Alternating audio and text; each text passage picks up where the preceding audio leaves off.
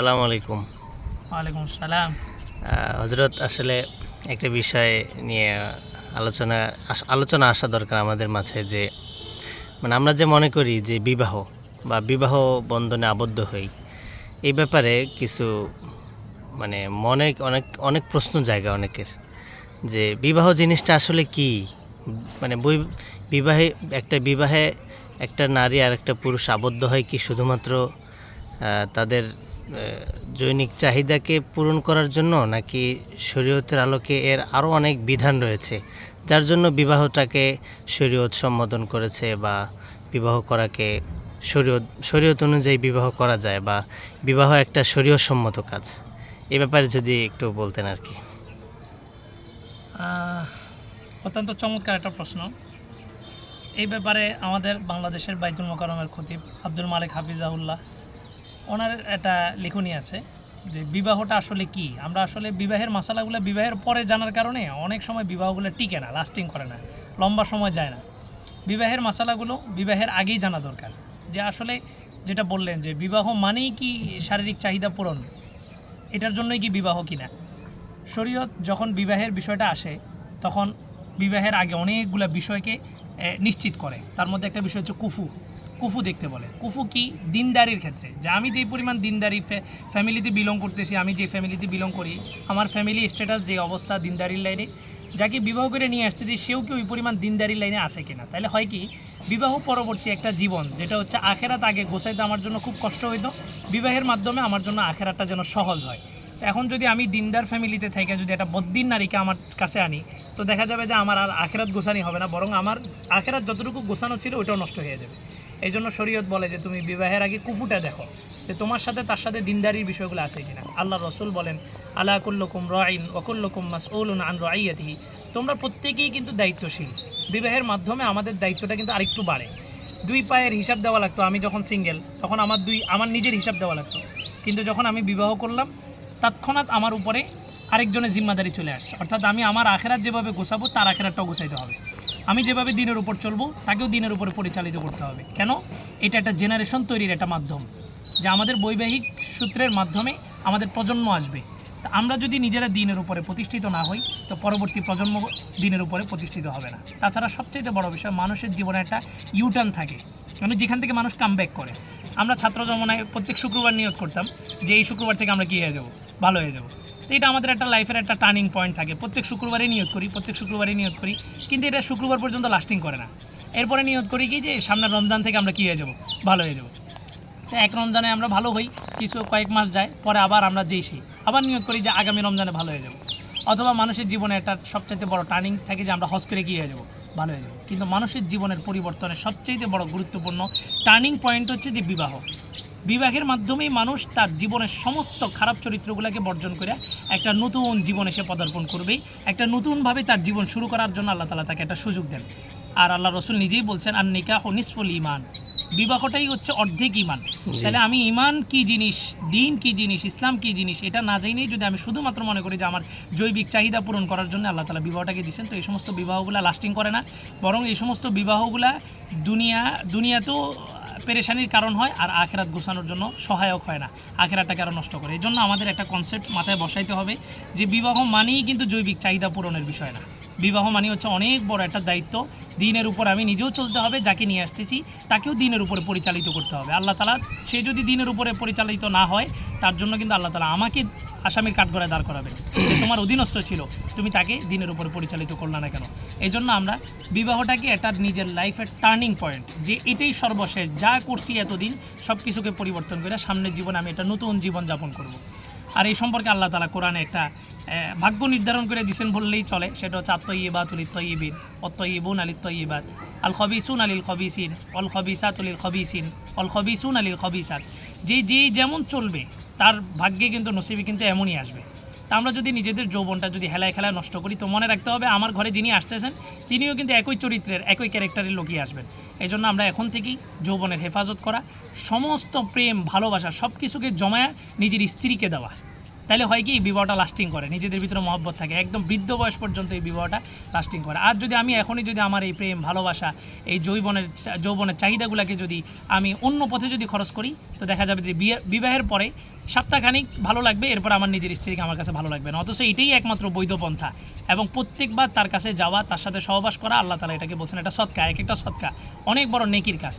তা আমরা বিবাহের আগেই নিজেদেরকে একটু প্রস্তুত করা, নিজেদের এই সমস্ত কামনা বাসনাগুলোকে জমায় রাখা, যে আল্লাহ তাআলা আমাদের চাহিদা যেমন আল্লাহ দিয়েছেন, আমাদের চাহিদার বিবেচনা করে কিন্তু আল্লাহ তাআলা বৈধ পদ্ধতিও দিয়ে দিয়েছেন। এর জন্য আমরা ওই বৈধ পদ্ধতির মাধ্যমেই আমাদের এই সমস্ত চাহিদাগুলো পূরণ করব, এবং নিজেও ইসলামের উপর প্রতিষ্ঠিত হব। আগে থেকে, বিবাহের আগে থেকে প্রিপারেশন নিয়ে তারপরে বিবাহ করা। আমরা অনেকে মনে করি যে বিবাহের পরে পরিবর্তন হব, না, পরিবর্তনের সময় এখন থেকে পরিবর্তন হব, বিবাহের পরে আরেকজনকে পরিবর্তন করবো ইনশাআল্লাহ। আচ্ছা, আপনার এই আলোচনায় আমার দুইটা প্রশ্ন জাগছে আর কি। একটা হচ্ছে যে মানে মানে বিবাহের পরে সংসার ভেঙে যাওয়া বা না টেকা, এর এর জন্য বিবাহের আগে সুন্নত তরিকাগুলো কি, মানে একটা বিবাহে আবদ্ধ হওয়ার আগে কিছু সুন্নত তরিকা আছে যেগুলো রাসূলুল্লাহ সাল্লাল্লাহু আলাইহি ওয়াসাল্লাম বলছেন, এ ব্যাপারে একটু বলবেন। আর দ্বিতীয় হচ্ছে যে একটা কোরআনের আয়াত আপনি বলছেন আত-তাইয়্যিবাতুল লিত-তাইয়্যিবিন ইত্যাদি, এই আয়াতটা যে আপনি বলছেন, এই ক্ষেত্রে দেখা যায় আমরা অনেক সময় দেখে থাকি যে আল্লাহ তো বলছেন কোরআন শরীফে এটাই চূড়ান্ত, কিন্তু অনেক সময় আমরা দেখে থাকি যে আমি যেরকম করছি বা আমার ফলাফল অনুযায়ী আমি যতটুকু করছি দেখা যায় এর থেকে ভালো হয়। আবার অনেক সময় আমি এরকম করছি যেটা আমার জন্য আমি নিজেই বিচার করতে পারি যে না, আমি অনেক ভালো করছি, কিন্তু দেখা যায় আমার জীবনসঙ্গী খারাপ হয়ে যায় বা অত্যন্ত মানে দুঃখজনক এই বিষয়টা। তো এই দুইটা প্রশ্ন আর কি। সুন্দর, চমৎকার দুইটা পয়েন্ট উঠে ধরছেন। সুন্নত তরিকা বলতে আমরা সাধারণত বিবাহের যে সমস্ত কারণে বিবাহগুলো ভাঙে এবং ভাঙার পরে তো এগুলা আদালত পর্যন্ত গড়ায়, তা আমরা আদালতের উকিলদের সাথে কথা বলে যতটুকু জানছি ম্যাক্সিমাম বিবাহগুলো ভেঙে যায় যৌতুকের কারণে। ইসলাম এটাকে একদম সম্পূর্ণভাবে হারাম করছেন, নিষিদ্ধ করছেন, নারী থেকে কোনো কিছু নেওয়া যাবে না। বরং এই নারীকে তার বাবা সারাটা জীবন আদরে আগলে রেখা লালন পালন করে এত বড় করে আপনার হাতে দিছে, এটাকে বলা হয় আন-নিকাহু কাল বাইয়া, শরীয়তের পরিভাষা, যে বিবাহটা এটা একটা বেচা কেনার মতো, আপনি তাকে মোহরানা দিয়ে কিনে নেবেন। তো দেখা যায় যে আমরা যেই সমস্ত কারণে বিবাহগুলো ভাঙে, বেশিরভাগ সময় ছেলেরা ওই নারীকে যখন বিবাহ দেওয়া হয় তখন বাবা দেখে যে কোটিপতি, বড়লোক, বিদেশের ফ্যামিলি, দিনদারিটা দেখে না, যার কারণে বিবাহ পরবর্তীতে সমস্যাগুলো তৈরি হয়। আল্লাহ রসুল বলছেন তুনকাহুল মারআতু লিআরবাঈন, যে মহিলাকে তিনটা জিনিস দেখা হবে, লিমালিহা ওয়ালি হাসাবিহা ওয়ালি জাতিহা ওয়ালি দীনিহা, তার মাল, তার সৌন্দর্য, তার বংশ, তার দিয়ানতদারি, তার দিনদারি, এই চারটা জিনিস দেখে বিবাহ করা। তো এই সমস্ত সুন্নত তরিকা যদি আমি অ্যাপ্লাই করি, এবং মহারানার ক্ষেত্রে দেখা যায় যে আমরা মহারানা ধার্য করি 12 লাখ 15 লাখ, যেটা মহরে ফাতিমি থেকেও বেশি। তা আমাদের মেয়েরা কি হজরত ফাতেমা থেকে বেশি দামি হয়ে গেছে যে আমরা এত চড়া মূল্যের মহারানা নির্ধারণ করি? তো শুরু থেকেই যখন আমরা দিনের বাহিরে যাই, শরীয়ত বহির্ভূত কাজগুলো করি, তখন বিবাহের পরে বরকতটা থাকে না। দ্বিতীয় নাম্বার যে পয়েন্টটা তুলে ধরছেন সেটা খুবই গুরুত্বপূর্ণ। এই ক্ষেত্রে কিতাবের মধ্যে আসছে যে অনেক সময় এমন হয় যে আমি নেক আমল করছি, ভালো আমল করছি, কিন্তু আমার স্ত্রীটা ভালো পড়ে না। এটা নবীদের সাথে পর্যন্ত হয়। লূত আলাইহিস সালামের কওমের ব্যাপারে ঘটনা আসছে যে লূত আলাইহিস সালামের বিবি সমকামিতার সাথে জড়িত ছিলেন না, নাউজুবিল্লাহ, তবে উনি চুপ ছিলেন সমকামিতার বিষয়, যার কারণে আল্লাহ তাআলা ওনাকে এখনও পর্যন্ত পাহাড়ের উপরে মূর্তি বানায় রেখে দিয়েছেন, জগৎবাসীর জন্য একটা সবক। তো এটা নবীদের ক্ষেত্রে যখন হয়েছে, আমাদের ক্ষেত্রে অবশ্যই হবে যে আমরা অনেক সময় ভালো আমল করি, কিন্তু আমাদের ভাগ্যে যিনি আসছেন, আমাদের সহধর্মিনী, উনি আমাদের মতো আমলের সাথে মিলে না। তখন কিতাবের মধ্যে আসছে যেটা আল্লাহর পক্ষ থেকে একটা পরীক্ষা থাকে, আর দুনিয়া এটা একটা দারুল ইমতিহান, এটা পরীক্ষার ভিতর দিয়ে চলতে হবে। এই নারীকে যদি আমি সবর করি, ধৈর্য ধরি, তো আল্লাহ তাআলা আমার আধ্যাত্মিক লাইনে আমাদেরকে আগে বাড়ায় দিবেন, যেটা বুজুর্গদের সালাফদের জীবনীতে পাওয়া যায় যে ওনাদের বিবিরা এই মেজাজ অন্যরকম ছিল, ওটার উপরে ধৈর্য ধারণ করার কারণে আল্লাহ তাআলা ওনাকে আগে বাড়ায় দিয়েছেন। আচ্ছা, মাশাআল্লাহ। বিবাহের কথা যেহেতু উঠলো, তো সেই ক্ষেত্রে আমি আপনাকে বলবো আরেকটা প্রশ্ন সর্বশেষ, সেটা হচ্ছে যে আমরা এক বিবাহে আবদ্ধ হই, তো আমরা সমাজে দেখে থাকি যখন আমরা দ্বিতীয় বিবাহ, তৃতীয় বিবাহ, চতুর্থ বিবাহের কথা বলি, তো কিছু সংখ্যক লোক তাদের মাঝে একটা কালারিং বলে গণ্য করা হয় বা খারাপ চোখে দেখা হয়। তো এই ব্যাপারে যদি একটু বলতেন আর কি। এখন এই প্রশ্নটা আমাদের জন্য আরও সহজ হয়ে গেছে, এই প্রশ্নের উত্তরটা। এই ডাক্তারি সায়েন্স যখন আপডেট হয়েছে, সায়েন্স যখন সবার সামনে বিস্তীর্ণ, তখন আমাদের জন্য এই প্রশ্নগুলোর জবাবটা একদমই সহজ হয়। সায়েন্স নিজেই স্বীকার করে যে নারী এবং পুরুষকে আল্লাহ তাআলা জন্মগত সৃষ্টিগত দিক থেকেই ব্যবধান করে বানাইছেন। একজন নারীকে যতটুকু ক্ষমতা দিয়েছেন তার 3 গুণ বেশি একজন পুরুষকে ক্ষমতা দিয়েছেন। এটা সায়েন্স এখন নিজেই স্বীকার করতেছে। তা আমার স্বাভাবিকভাবে আমার যদি পেট বড় হয়, ক্ষুধার চাহিদা যদি বেশি থাকে, তা আমি একজন নারী থেকে খাবার বেশি খাবো, এটা সবাই মানে। তাইলে এমনিভাবে আমার যৌন চাহিদাটাও যদি আল্লাহ তাআলা একজন নারীর তুলনায় যদি বেশি করে বানায়, বেশি করে দিয়ে থাকে, তাহলে একজন পুরুষের জন্য 3 বিবাহ বা 4 বিবাহ এটা শরীয়সম্মত। আর স্বাভাবিকভাবে একটা নীতি আছে, কুল্লু জাদিদ লাজিজ আরবিতে বলা হয়, প্রত্যেক নতুনত্বের ভিতরেই একটা মজা থাকে। আর পুরুষরা যেহেতু বাহিরে থাকে, শ্রম দেয়, তাদের মেজাজটা ফুরফুরে থাকা লাগে। মহিলারা যেহেতু ঘরে আবদ্ধ থাকে, তবে এই ক্ষেত্রে শর্ত হইল আল্লাহ তাআলা স্পষ্টভাবে বলছেন যে তোমরা যদি ইনসাফ কায়েম করতে পারো, তখনই কিন্তু তুমি দ্বিতীয় তৃতীয় দিকে যেতে পারো। ইনসাফ শর্ত, দোনোটার মধ্যে সামঞ্জস্য, দোনোটাকে বরাবর রাখতে হবে, বরাবরের মধ্যে যদি এটা করতে পারো তাহলে তুমি দ্বিতীয় দিকে যাও। আর আল্লাহ তাআলা যখন বিবাহের কথা আলোচনা করছেন তখন শুরুই করছেন মাসনা ওয়াসুল হাসা অরুবা, 2 দিয়ে শুরু করছেন, 1 দিয়েও করেন, 2 দিয়ে শুরু করছেন। এটা আমাদের সমাজের একটা কালচার হয়ে গেছে। দেখা যায় যে সমস্ত মানুষগুলা এই সমস্ত বৈধ একটা জিনিসকে কালারিং করে, দেখা গেছে তারাই কিন্তু বেশিরভাগ পরকীয়ায় জড়িত।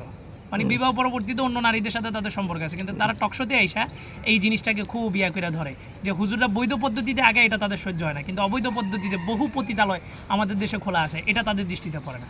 তা আমি মনে করি আল্লাহ তাআলা আমাদেরকে সৃষ্টি করছেন, আল্লাহ তাআলাই ভালো জানেন আমাদের দ্বারা কোন কাজটা কার জন্য কতটুকু হবে। আল্লাহ তাআলা যে বিধানটা দিচ্ছেন এটাই যথাযথ। আচ্ছা, একটা মাকালা আছে না ইমাম আবু হানিফা রাহমাতুল্লাহ আলাইহি, ওনাকে বলা হয়েছিল, উনি বলছিলেন যে কখনো ইনসাফ আসলে হয় না 2 জন বা 3 জন 4 জনের সাথে একই রকম ইনসাফের সাথে, এটা হয় না। সো ইনসাফের কথা যেহেতু বললেন, সেই ক্ষেত্রে ইনসাফটা তো আমরা পরিপূর্ণ পারি না। জি, তারপরে অনেকে প্রশ্ন করে থাকে, আপনি তো ইনসাফ অনুযায়ী আপনি 4 জনকে 2 জনকে বা 3 জনকে সময় দিতে পারছেন না, বা ইনসাফের সাথে রাখতে পারছেন না। তো এই ক্ষেত্রে আল্লাহ রসুল সাল্লাল্লাহু আলাইহি ওয়াসাল্লামের জীবনী আমাদের জন্য দৃষ্টান্ত। রসুল সাল্লাল্লাহু আলাইহি ওয়াসাল্লাম একদিন আল্লাহর কাছে পানা চাইছেন যে আল্লাহ, আমি বাহ্যিক যে সমস্ত জিনিসগুলা বন্টন করা দরকার, হিস্সা, টাকা পয়সা, সুযোগ সুবিধা, ফেসিলিটি, এটা যে কেউ চাইলে এটা পারবে, সমান সমান দিতে পারবে, কিন্তু পারবে না কোনটা? ওই যে মনের ভালোবাসা, মহাব্বত, ওটা কারো প্রতি বেশি থাকবে, কারো প্রতি কম থাকবে। আল্লাহ রসুল নিজেই আল্লাহর কাছে পানা চাইছেন, আল্লাহুম্মা গফিরলি আয়েশা, আল্লাহ আপনি আমাকে আয়েশার ক্ষেত্রে মাফ করেন, কারণ আমি অন্য অন্য বিবিদের তুলনায় আয়েশাকে একটু বেশি মহব্বত করি। কারণ আম্মা জান আয়েশা রাদিয়াল্লাহু তাআলা আনহা ছোট ছিলেন এবং কুমারী ছিলেন। আর এই যে মহাব্বতের বিষয়টা, ইনসাফের বিষয়টা, এটা কিন্তু আমার সাথে সম্পৃক্ত না, এটা হচ্ছে বিবিদের সাথে সম্পৃক্ত। কোনো বিবি সাজসজ্জা করে সবসময় সুসজ্জিত থাকে, আমাকে তার কাছে ডাকে, আমার সাথে খুব ভালো আচরণ করে, তো স্বাভাবিকভাবেই তার প্রতি আমার ভালোবাসাটা একটু বাড়বে।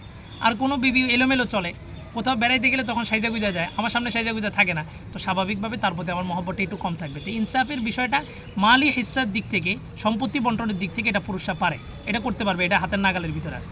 আর মহব্বতের যে বিষয়টা, এটা টোটালি পুরুষের হাতে না, এটা নারীর হাতে। যে নারী যেভাবে নিজেকে উপস্থাপন করবে, স্বামী তার প্রতি ততটা দুর্বল হবে। আচ্ছা, তো আপনার ইচ্ছে কি, আপনি যদি চান কখনো যে দ্বিতীয় তৃতীয় চতুর্থ, আপনি আপনার জায়গা থেকে কতটুকু প্রস্তুত, সব দিক থেকে, মালি বা মহাব্বত, সব দিক থেকে? আমি জানি না এই ভিডিওটা কখনো কোথাও আমার আবার এগেনিস্টে দাঁড়ায় কিনা, তবে আল্লাহ তাআলা যেহেতু সৃষ্টিগত দিক থেকেই পুরুষকে আগে বাড়ায় দিয়েছেন, এবং আল্লাহ রসুল একটা হাদিস বলছেন, তাজাওয়াজুল ওয়াদুদ আল ওয়ালুদ ফাইন্নি মুফাখিরুম বিকুমুল উমাম, তোমরা বেশি বেশি বিবাহ করো এবং বেশি বেশি ওই সমস্ত নারীদেরকে বিবাহ করো যারা অধিক বাচ্চা প্রসব করতে পারে। আল্লাহ রসুল এটার দ্বারা বুঝাইছেন যে তোমরা একাধিক বিবাহ করো অথবা একটা করো, কিন্তু বাচ্চা অধিক নাও। কেন? ফাইন্নি মুফাখিরুম বিকুমুল উমাম, হাসরের মাঠে 120টা কাতার হবে, তার মধ্যে 80টা কাতারই আমি মুহাম্মদ সাল্লাল্লাহু আলাইহি ওয়াসাল্লামের হবে। তা আমি 80টা কাতার কী দিয়ে ভরবো? তো এই জন্য আমার কাছে মনে হয় যে এই যুগের ভিতরে চতুর্মুখী যে সমস্ত ষড়যন্ত্রের শিকার আমরা মুসলমানরা আছি, দেখবেন এই সমস্ত নিয়মগুলা যে 2টি সন্তানের বেশি নয়, 1টি হলে ভালো হয়, এটি শুধুমাত্র মুসলিম ভূখণ্ডের ভিতরে এটা প্রযোজ্য হয়, বাইরের পশ্চিমা কান্ট্রিগুলোতে এগুলো প্রযোজ্য করে না। আমার মনে হয় যে মুসলমানরা এই গণ্ডি থেকে বের হইয়া, এই এক নেগেটিভ থেকে বের হইয়া একাধিক বিবাহ করবে, শুধুমাত্র এই নিয়তে যা আমাকে আল্লাহ তাআলা অনেক সন্তান দিবেন। আমরা এই ক্ষেত্রে হীনমন্যতায় ভুগি যে আমি বিবাহ করলে খাওয়াবো কি? আশ্চর্য কথা, বিবাহের আগে ওই মেয়েকে কে খাওয়াইতেছে? আল্লাহ খাওয়াইতেছে, যার যার রিজিক সে নিয়ে আসবে। তা আমাদের ঘরে তো স্বাভাবিকভাবে 5 জনে খানা রান্না করলে সেটা আমরা 7 জন খেতে পারি, একজন নারী আসবে, সে তার রিজিক নিয়ে আসবে, এটা টেনশনে কিছু না। বরং একটা জরিপে দাঁড়াইছে যে বাংলাদেশের এখন প্রত্যেকটা পুরুষের ভাগে 3.5 জন করে নারী পড়ে। তাহলে আপনি যদি এক বিবাহের উপরে সীমাবদ্ধ থাকেন, 2.5 জন নারী ঘরে, আপনি কি করতেছেন? তাদেরকে অবিবাহিত অবস্থায় রাখতেছেন। তো 2.5% মধ্যে তো আপনার বোন, আপনার মেয়েও তো থাকতে পারে। এই জন্য আমার কাছে মনে হয় যে একটা নেগেটিভ থেকে আমাদের মুসলমানদেরকে বের হইয়া যার যার সামর্থ্য অনুযায়ী, কেউ সামর্থ্য রাখে না সে একটা করবে, কেউ একটারও সামর্থ্য রাখে না সে রোজা রাখবে, হাদিসে তো স্টেপ দেওয়া আছে। আর কেউ যদি সামর্থ্য রাখে, আমার মনে হয় যে তার জন্য 4টা বিবাহ করা জরুরি। জি, ঠিক আছে, জাযাকাল্লাহ, শুকরিয়া।